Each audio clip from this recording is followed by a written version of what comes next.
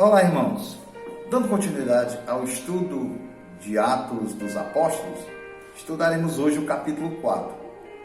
No estudo anterior, nós vimos que houve um milagre de Jesus Cristo lá na entrada do templo de Salomão, onde os judeus se reuniam para orar ao Senhor.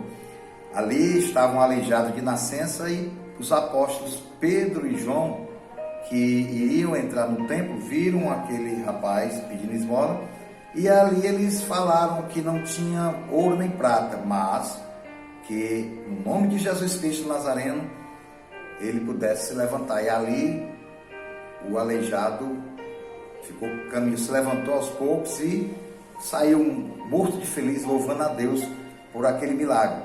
E ali os líderes judaicos, muitas pessoas que estavam ali, ficaram atônitos sem saber o que estava acontecendo, mas viram que os apóstolos Pedro e João estavam ali, que foi curado em nome de Jesus. E ali a gente viu que houve, por parte de Pedro, uma pregação falando a respeito do Jesus que tinha sido crucificado e que tinha sido entregue pelos próprios líderes religiosos, mas que hoje, que Deus ressuscitou dentre os mortos e que hoje intercede por nós, e que aquilo que aconteceu, aquele aleijado ser curado ali, foi em nome de Jesus e não de homens.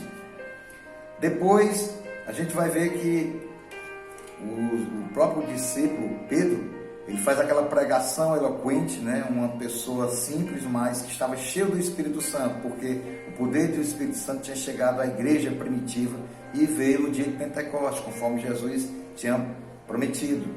E aqui a igreja cristã primitiva iniciava, aqui é o primeiro milagre que a gente relata através dos apóstolos sendo usado por Jesus. Jesus usou esses apóstolos para que houvesse o milagre e houvesse muitos milagres como ocorreram.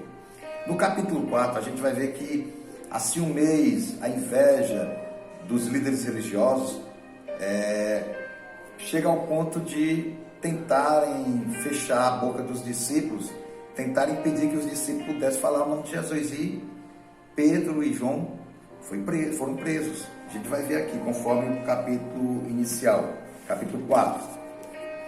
Enquanto Pedro e João estavam falando ao povo, chegaram os sacerdotes, o capitão dos guardas do templo e os saduceus. Eles estavam muito perturbados porque os apóstolos estavam ensinando o povo e proclamando em Jesus a ressurreição dos mortos. Então prenderam Pedro e João e os lançaram no cárcere até o dia seguinte. Pois já estava anoitecendo. Entretanto, muitos dos que tinham ouvido a pregação aceitaram a palavra, chegando ao número dos homens que creram próximo de 5.000.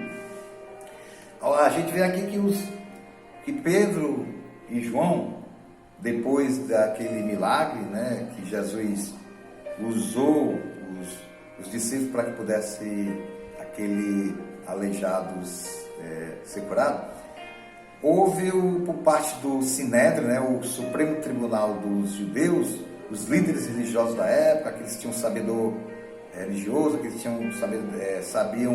tinham conhecimento teológico das Escrituras, eles ali prendem os dois discípulos porque eles viram neles algo sobrenatural através de Jesus. Eles viram o poder de Jesus, sendo que aqui eles vão tentar impedir que Pedro e João propaguem o Evangelho de Jesus Cristo. E aqui eles não vão conseguir impedir, porque muitas pessoas, aqui aproximadamente 5.000 pessoas, ouviram a mensagem, a pregação de Pedro, e ali vidas foram alcançadas, vidas foram salvas através do Evangelho, que é o poder sobrenatural do Espírito Santo de Deus, não é de homens, mas sobrenatural, é o Espírito Santo de Deus que transforma os corações. E aqui eles vão tentar impedir que haja manifestação, que haja transformação, mas isso eles não vão conseguir impedir, porque eles aqui estavam preocupados apenas com o poder religioso deles, porque a religião ela que acaba com a pessoa. Jesus vem instalar o reino de Deus espiritual. Jesus não criou nenhuma religião. Continuando o versículo 5. No dia seguinte, reuniram-se em Jerusalém as autoridades, os líderes religiosos e os mestres da lei. Estavam reunidos Anás, o sumo sacerdote, bem como Caifás, João, Alexandre e todos que eram da família do sumo sacerdote. Ordenaram que Pedro e João fossem trazidos à presença deles e começaram a interrogá-los. Com que poder ou em nome de quem fizestes isso? Então Pedro, cheio do Espírito Santo, lhes declarou: autoridades e líderes do povo, visto que hoje somos questionados em relação a um ato de caridade praticado a favor de um homem doente e sobre o modo como foi curado, tomai conhecimento, vós todos e todo o povo de Israel, de que, em o nome de Jesus Cristo, o Nazareno, aquele a quem vós crucificastes, porém a quem Deus ressuscitou dentre os mortos, sim, por intermédio desse nome, que é Jesus, é que este homem está aqui dentro de vós, plenamente curado, aleijado, né? Que ficou curado. Este Jesus é a pedra que foi rejeitada por vós, os construtores, a qual foi posta como pedra angular. E, portanto, não há salvação em nenhum outro nome, pois em todo o universo não há nenhum outro nome dado aos seres humanos pelo qual devamos ser salvos. Observando a coragem de Pedro e de João, e tendo notado que eram homens simples e iletrados, ficaram perplexos, e reconheceram que eles haviam convivido com Jesus. Além disso, como podiam constatar diante de seus olhos a presença daquele homem em pé que fora curado? Nada podiam alegar contra eles. E por isso, ordenaram que se retirassem do sinédrio e começaram a discutir entre si, argumentando: que faremos a esses homens? Pois todos os habitantes de Jerusalém sabem que por meio deles foi realizado o sinal miraculoso, comprovado, o qual não temos como negar. Todavia, para que isso não se divulgue ainda mais entre o povo, vamos intimidá-los, exigindo que a ninguém mais fale sobre este nome. Então, convocando-os novamente, ordenaram-lhe que não falassem, tampouco ensinassem em o nome de Jesus. Contudo, Pedro e João propuseram isso: julgai a vós mesmos se é justo diante de Deus obedecer a vós mais do que a Deus, pois não podemos deixar de falar de tudo quanto vimos e ouvimos. E, os ameaçando ainda mais, os deixaram ir, pois não conseguiram encontrar motivo algum para castigá-los. E o povo estava extasiado, louvando a Deus pelo que aconteceu. Pois o homem em que se operava aquela cura miraculosa tinha mais de 40 anos. Olha só aqui. A cura desse aleijado por parte dos discípulos de Pedro e João, que foram instrumentos de Jesus Cristo, o nome de Jesus foi que curou aquele aleijado, deixou os líderes religiosos perplexos, com medo de perder o poder, com medo por causa da sua vaidade, da sua inveja. E ali eles, na manhã seguinte, tiraram os dois discípulos da prisão e foram interrogá-los. E perguntaram a Pedro e a João com que poder eles estavam usando para que aquele homem, aquele aleijado, pudesse ter sido curado. Foi quando Pedro falou: olha, aquele Jesus, o Messias que veio aqui, esteve entre nós, que se manifestou aqui em Jerusalém, em toda a Judéia, Samaria e nos confins da terra hoje em dia, esse Jesus vocês entregaram a Pôncio Pilatos e foi crucificado, mas Deus o ressuscitou dentre os mortos. E é esse nome, esse Jesus, que está aqui entre nós, é Ele que curou esse aleijado. Sendo que nesse momento os líderes religiosos do Sinédrio, eles tentaram intimidar os apóstolos, Pedro e João. Por quê?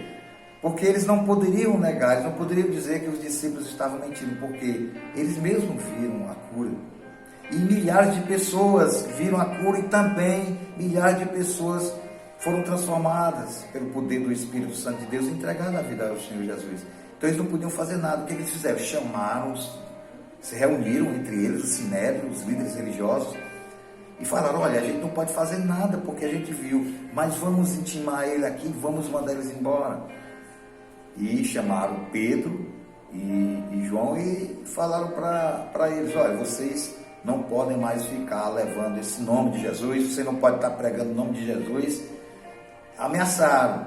Só que Pedro, com a sua sabedoria que vinha do Espírito Santo de Deus, que ele era uma pessoa simples, não tinha conhecimento da lei, da Torá, como tinham os líderes religiosos, mas Jesus tinha dito que eles iriam ter essa sabedoria, porque era o Espírito Santo de Deus que iria dar na hora que eles fossem interrogados, né? Não ficassem apreensivos na hora que fossem presos, porque o poder do Espírito Santo de Deus iria dar sabedoria na hora que fosse necessário. E aqui eles usaram com sabedoria essa voz do Espírito Santo.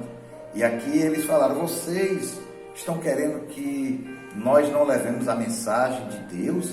Vocês querem que a gente fique ouvindo vocês, homens? Não, a gente tem que levar a mensagem de Deus. Mas mesmo assim os líderes religiosos expulsaram e disseram: vocês saem daqui, mas se vocês forem novamente falar o nome de Jesus e pregar a ele, esse nome, vocês serão presos novamente, ameaçados.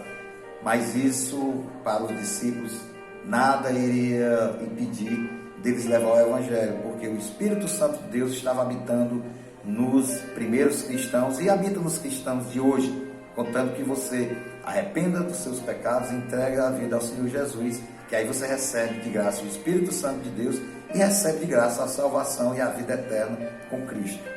Continuando o versículo 23. Aqui eles foram, quando eles saíram, quando Pedro e João saíram do Sinédrio, lá do Supremo Tribunal dos Judeus, eles foram para suas residências, foram se reunir junto com os primeiros cristãos e foram orar. Olha só como é que eles oraram.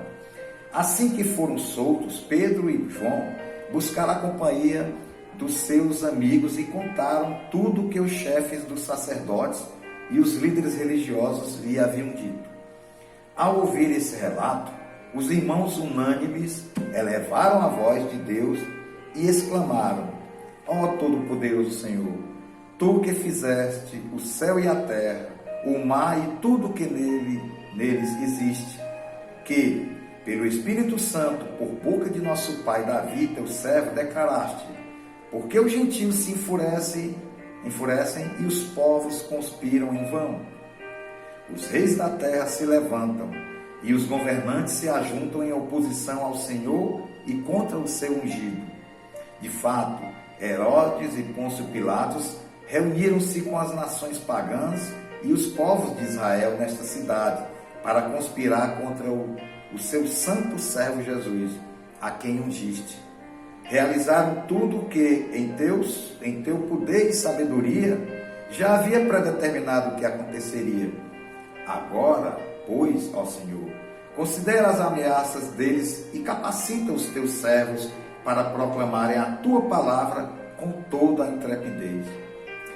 Estende a tua mão para curar e realizar sinais e maravilhas por meio do nome do teu santo servo Jesus. E assim que terminaram de orar, tremeu o lugar onde estavam reunidos. Todos ficaram plenos do Espírito Santo e com toda a coragem saíram anunciando a palavra de Deus. Olha só, os primeiros cristãos, eles ensinaram aqui um modelo bom de se orar. Aqui, olha só, como é que se deve orar aqui. Pedro e João, quando saíram da prisão, quando receberam a ameaça dos líderes religiosos judaicos, se dirigiram à casa dos irmãos e lá eles foram orar. E para fortalecer cada um, eles oraram em nome de Jesus Cristo ali, através que o Espírito Santo de Deus pudesse capacitar todos eles a levar a mensagem do Evangelho. Aqui a gente não vai ver nenhum dos primeiros cristãos pedindo a Deus alguma coisa humana, alguma coisa material. A gente vai ver aqui os discípulos, na hora da perseguição, pedindo a Deus, na oração, que o capacite e que o Espírito Santo de Deus possa estar sendo usado entre os irmãos para que eles possam superar, para que eles possam passar pelas provações que irá acontecer, as perseguições. Então eles não estão pedindo nada, estão pedindo ao Senhor, nos capacita, nos dá essa forma de saber lidar com a perseguição que já está acontecendo, eles vão nos perseguir, então nos fortalece. A igreja de Cristo, os cristãos autênticos, eles não esperam nesse mundo coisas maravilhosas, não. Deus, ele age nesse mundo, Deus, ele te dá capacidade, mas o principal desse mundo é a gente glorificar e honrar o nome do Senhor Jesus Cristo. As coisas materiais que são dadas, elas não estão em primeiro lugar. Em primeiro lugar, o reino de Deus, e todas as coisas são acrescentadas. Então aqui a gente vai ver que os primeiros cristãos, a igreja primitiva, eles oravam para serem fortalecidos por Deus, para que Deus fortaleça na hora das aflições, na hora das angústias, na hora de uma perseguição. Assim somos nós nos dias de hoje. Nós devemos procurar o reino de Deus em primeiro lugar, e todas as coisas serão acrescentadas, e nós temos que procurar em oração, conversar com Deus, pedir fortalecimento espiritual para que Ele possa nos dar encorajamento na hora da aflição, na hora que a gente passar por uma provação, na hora da doença. É isso que o cristão autêntico, ele deve procurar nesse reino espiritual, porque o que Deus garante para nós é um reino espiritual que possa nos fortalecer e nos dar a vida eterna, porque essa vida é passageira. Então procuremos o reino de Deus e suas coisas, mas não procuremos coisas dos homens, porque o dos homens é o mundo que atrai, o mundo que traz para que a gente possa perder a nossa salvação. Então, meus irmãos, procurem em Cristo Jesus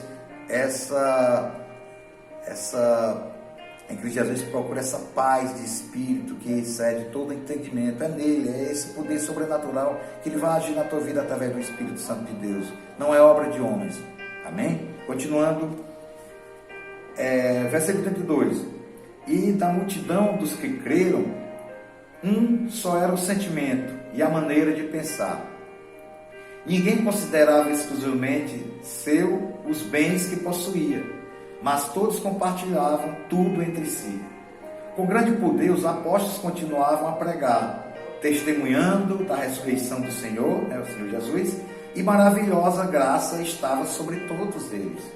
Não havia uma só pessoa necessitada entre eles, pois os que possuíam terras ou casas as vendiam, traziam o dinheiro da venda e o depositavam aos pés dos apóstolos, que por sua vez o repartiam conforme a necessidade de cada um.